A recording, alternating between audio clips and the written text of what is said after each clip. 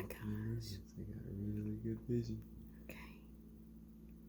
Oh my gosh. It's coming closer to us.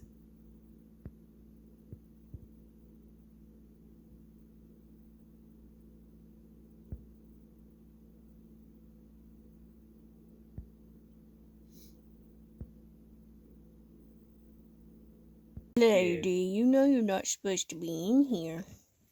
Why are you peeping your head in here? You can't come in. She's sneaking in.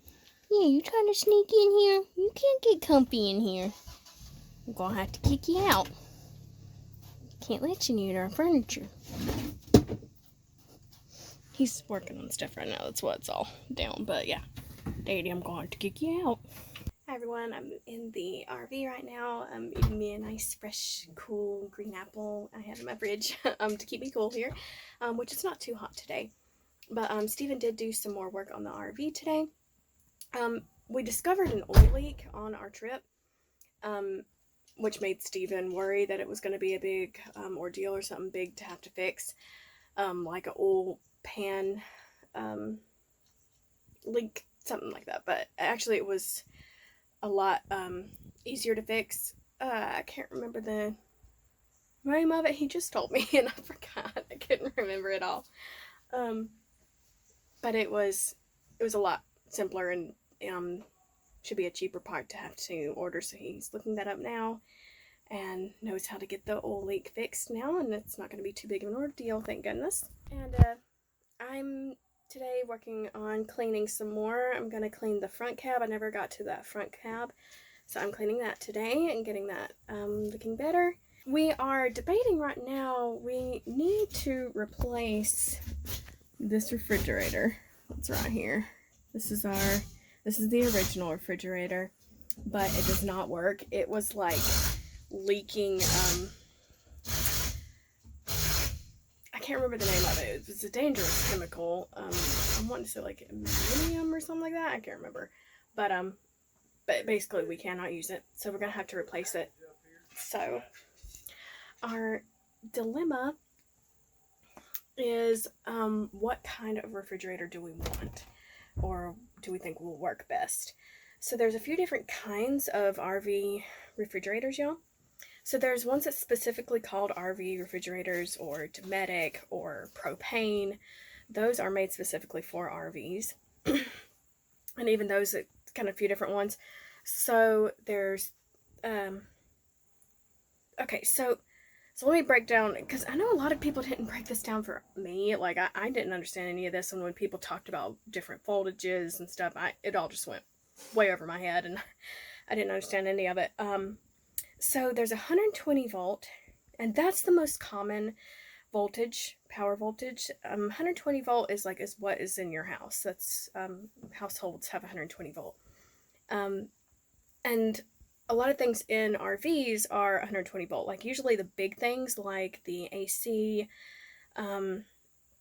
stuff like that is 120 volt. And a lot of the plug-ins, like the wall plug-ins, are 120 volt. And the 120 volt doesn't work on everything. Like the 120 volt works as the vehicle's running, or if you have a generator, it works when it's connected to that, or when it's connected to shore power, like when you're at a campground. Lady, are you back in here? I'm gonna have to kick you out again. Verder. Lady, you can't get on the furniture now. Come on. Let's go. Let's go. Out. Out, out, out. Out, lady. Yeah, you know you're being bad. You know you're not supposed to be in here. Come on. I'm sorry. You can't be in here now that we got the furniture all clean. Out, out, out. You got your own bed to go to. You got a bed. She's so cute. It's so hard to do it to her. It's so hard for me to not just be like, oh, come on, make yourself comfy. She's so cute. I don't want to do it. But sorry, y'all, what was I saying? So yeah, I was on 120 volt. So 120 volt, doesn't work on everything. Well, then there's 12 volt. 12 volt is, a lot of the smaller things, the lights, the, fans, The water pump, anytime you turn on your water, it uses the water pump, which is like 12 volt. That so that there's a house battery and then there's the car battery. I know I might have confused people in my earlier videos because I talked about we got a new battery, and then I talked about an alternator for a battery. So the alternator that powers the battery, that's the vehicle battery. That's what powers the front cab vehicle part. And then there's the house battery. That's what powers the small 12 volt things in the house of the RV. Like everything I just mentioned. Um, well, of course, we just got a Walmart battery. They make really good batteries, but they're expensive. They make like lithium batteries, but you're talking like thousands of dollars if you get that. So what that leads to is the refrigerator debate again. So there's propane, which is like a type of gas. It's kind of similar to a gas, or I guess it is gas. I don't know, but like we have a propane stove in here that is going to have propane. And if we get a propane refrigerator, that can also fully run off of propane. Like it won't really need the battery or generator. It'll just run off of propane. But what I've heard about those, and we've done a lot of research about it, what I've heard is those can a lot of times not stay consistently cold. Like a lot of your food can go bad in a propane refrigerator. And it's also really dangerous to use that as you're driving down the road. It's actually illegal in a lot of states to use a propane refrigerator as you're driving. So we kind of don't want to do that. Like I don't mind it for my stove because we're not going to use our stove while we're driving, so I don't feel like the stove is unsafe, but the refrigerator I feel like would be unsafe. Well, we are really thinking about a residential refrigerator, which is like the most common refrigerators. Those are the ones you can buy pretty much anywhere and get all kinds of designs, which I like. I can get like a vintage style if I get a residential. But our problem with that is it would have to fully run off of the battery.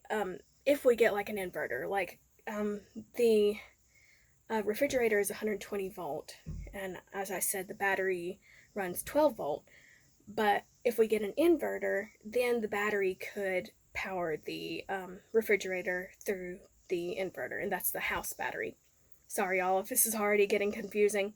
It was confusing to me learning all this stuff, but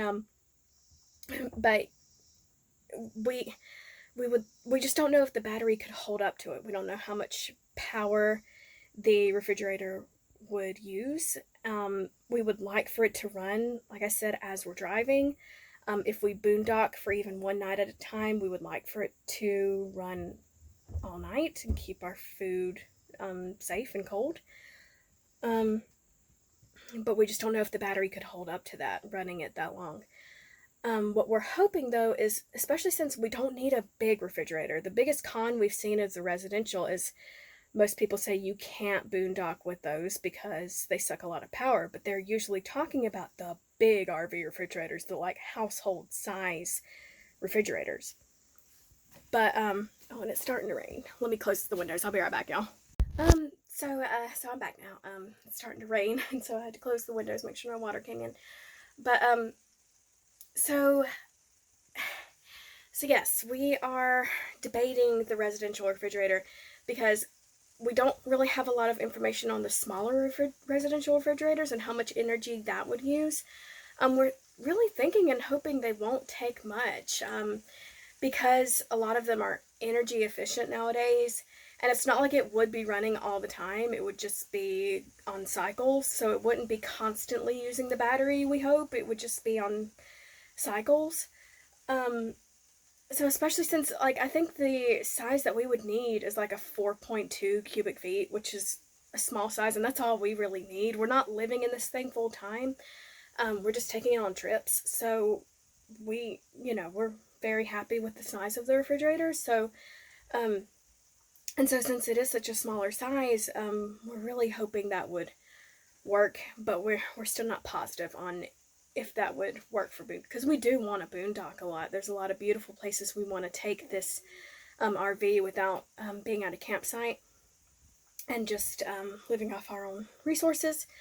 So we want to be able to use the refrigerator for long periods of time, and so we're hoping that we can just run it off of the battery. But we don't know. If anyone out there is watching this and has more information on this that they can give us, please comment below if you know more information on this, and have any advice. I would love to hear it. We don't really know what to do. I'm kind of leaning towards I want to do a residential refrigerator because I can get like a vintage style, like a pretty mint color, and it, especially since this is a vintage RV, we can get like a vintage refrigerator, and it would just so go with the style of the RV, and that would just look cute. But then I also feel like it would stay consistently cool as long as the battery would hold up, as long as it doesn't drain too much off of the house battery. So if anyone has any information, please let me know. So yeah. Never told y'all how much I loved our bathroom, y'all, on our trip. I'm eating my apple right now and just looking at everything, and y'all, I loved my bathroom. Oh, Steven's back in here for a second. Steven, it was an oil pan gasket that you thought was the leak, and then it ended up being what? That oil pressure sensor. Just an oil pressure sensor, which is a lot easier to fix and cheaper. So that's it. Thank you, Steven. But we loved our bathroom, y'all, on our trip. For those of you who haven't seen my earlier videos, we had been on this camping trip for a few years without a bathroom. Like, we either did tent camping or had a pop-up camper, but it still didn't have a bathroom. And, like, this place was so big that just to get to a bathroom is like a mile away. So anyways, I really wanted a bathroom on this trip. I wanted to have my own bathroom, just if for nothing else but for like emergency uses. And we did, y'all. We used this bathroom on this last trip. This is our first RV trip, and on this camping trip, this is our first time having our own bathroom, and we pretty much all used this bathroom. It was so great to have. And apparently the tanks were plenty big enough for all of us, because it was just like a weekend trip. And it was plenty big enough for all of us. We of course only used it for emergency uses, but like we all used it a lot. Even our friend Amy, who was staying in a tent next, she wasn't even in the RV, but we told them, we were like, if y'all ever need to use our bathroom, just come into our RV and use the bathroom. Sure enough, one night she needed it and came in and used it. We didn't even, she didn't even wake us up. She told us the next morning, she was like, I used your bathroom last night. We're like, oh. And, I mean, pretty much everyone did. Steven, Rick, me, I used it a couple times, and little Luke used it, and he loved it. He loved learning how to use the RV toilet, because it's a little bit different and how you flush it and stuff. And he was loving it. He was already a pro at it, little Luke. So, oh, y'all, I loved having my own bathroom and not having to worry about going to a mile away in the cold and mud at night. I had my own bathroom to just go to, y'all. I'm loving this RV setup, and just because that's all I needed. It's called a wet bath, which means the toilet and shower are in like the same space, and that's really all we needed. That's we're not living in this thing full time. We're just taking this thing on trips, so me and Steven don't need a luxurious bathroom. So yeah, this works perfect for us. Yeah, that's all we need. We just have a shower if we ever do need it or want to use it, and it's like an oxygenic shower head too, so it saves water. Also, just to have it as a separate room, a lot of us used it as just a changing room. I used it a lot, me and Steven and a few others, because I told y'all we weren't the only ones in the RV. A few of our friends stayed in here with us, and when we wanted to change, we just went in there and used it as a separate changing room. I loved that. Just have a whole closed off door and have your own private space to change in. It was great to just use it as just even that. I love it. This is exactly what I wanted for a bathroom setup. Because I know a lot of like camper vans and stuff use like just to pull out toilet, like that's in a drawer or something. And I mean, that's great for them and their needs. But for me and my needs, I wanted just a separate room. I really didn't even need much more than that. I don't need anything luxurious, but just to have a separate room. It's like a really sealed off door, y'all. It has a vent in the ceiling, and it was great. Like, we used tank treatments in the black tank where, the toilet goes to. And none of us ever smelled anything. So this whole system was perfect for all of us, y'all. I asked everybody, I was like, did y'all ever smell anything? And they're like, no, we honestly did not smell anything. And the whole dump station process was super easy and fast. Like, I was intimidated by it when I did my research on it. I thought it was going to be a whole big ordeal, but no, it was very easy and simple. And yeah, I just to have my own bathroom and how easy it is to have it, like I'm super happy.